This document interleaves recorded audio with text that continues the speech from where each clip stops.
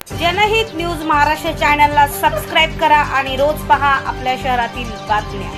वडार एकता foundation तर्फे विजयदादा गोरे यांचे धुळे जिल्ह्यात भव्य स्वागत। 2027 पर्यंत प्रत्येक जिल्ह्यात वडार भवन उभारण्याचा संकल्प। वडार एकता फाउंडेशनचे अध्यक्ष विजयदादा गोरे यांचे धुळे जिल्ह्यात आगमन होताच समाज बांधवांच्या वतीने भव्य स्वागत करण्यात आले।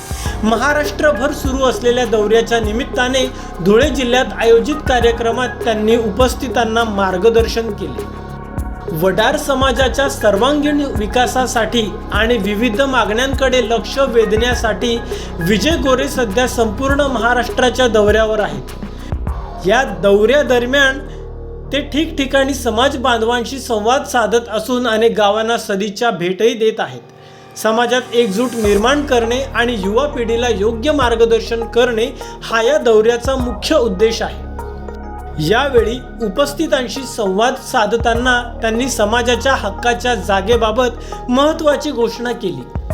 महाराष्ट्रातील प्रत्येक जिल्ह्यात वडार समाजाचे हक्काचे वडार भवन असावे यासाठी भक्कम पावले उचलली जात असल्याचे त्यांनी सांगितले।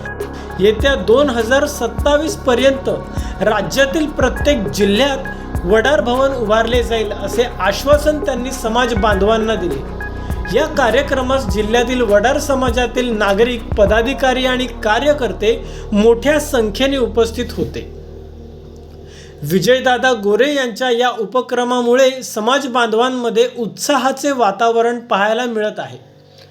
ब्युरो रिपोर्ट, जनहित न्यूज महाराष्ट्र, धुळे।